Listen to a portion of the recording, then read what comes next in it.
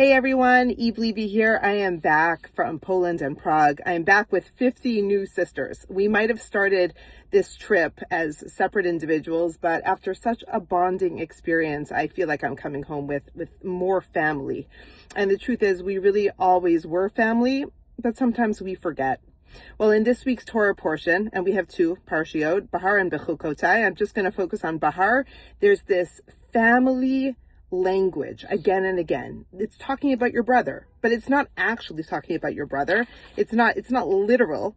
Your brother means your fellow Jew, and how you need to look out for him, and how you need to make sure that he's not impoverished, and he's not wronged, and he's not hurt. And you just need to, if he's indebted to someone, you need to step in. There's all of these languages again and again and again in this week's Torah portion that speaks about this idea of an extended family.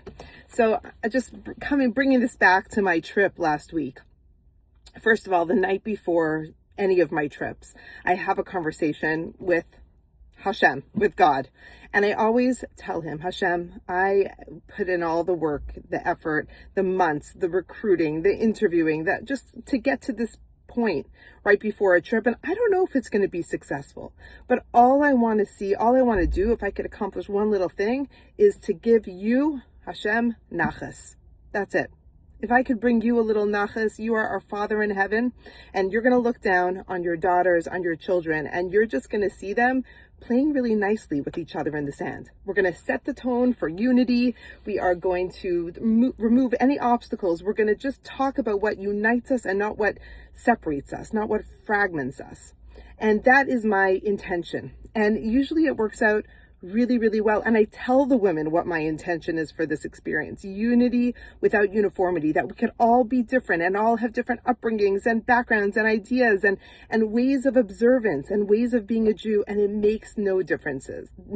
Our differences do not make a difference. Okay. And we set out for these trips, and usually, and this time also, it really is a miracle. We can get along. We could be one. We could be a family. We could focus on all that we have in common, like our ancestors and our shared suffering. And we are a mishpacha. Hashem in this parsha also talks about, not in this parsha, but in the Torah, in the book of Exodus, he calls the children of Israel, my child, my firstborn Israel. And in the book of Deuteronomy, Hashem says, you are children of the Lord your God. And if God is our parent, our Father in heaven, then we are all brothers and sisters. That is who we are. There was a moment on this trip, I think it was in Prague, where I was literally in the middle of a small village, and a woman came over to me as if I knew her, and she said to me, could I give you a hug? I was a little bit taken aback. I didn't know who this woman was before. Of course, I'll give a hug. And she hugged and kissed me. And she was from Israel, and she started talking to me in Hebrew. And she was just so excited to be with another Jew. And I get it, because really, really, we are a family and we are one.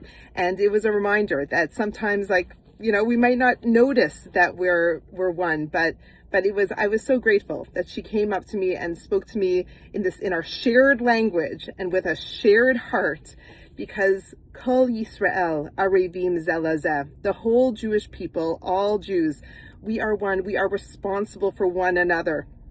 And as Rabbi Shimon Bar Yochai, whose Hilula, his Yortzeit, was last week on Lag BaOmer, he famously said, when one Jew is injured, all Jews feel the pain. And we know, we have tapped into that over the last couple years of the suffering of this most recent war. We are one. We feel the joy, we feel the pain, we feel the connection. Now, in our history, in the book of Genesis, we have had many sibling rivalries. We have many situations where things have not gone well. The story of Cain and Abel, with Abel ending up dead. The story of Isaac and Yishmael ends with them standing at their father's grave. The story of Yaakov and Esav, coming back together after a long period of separation, embracing and deciding to go their separate ways. And then we have the story of Joseph and the brothers. And this is like the beginning, so to speak, of the Jewish people getting on their feet. getting the tribes. And that story starts with animosity and jealousy, and it starts with a lot of darkness. And yet it ends with forgiveness and reconciliation. And even the most dysfunctional families can eventually come together. So Rabbi Jonathan Sachs, he ends his chapter on family matters on this week's Torah portion, Behar. He ends it with these words: the Jewish people remains a family, often divided, always argumentative, but bound in a common bond of fate nonetheless. As our Parsha reminds us, that person who has fallen is our brother or sister, and ours must be the hand that helps them rise again. Shabbat Shalom, everyone. So good to be back with you.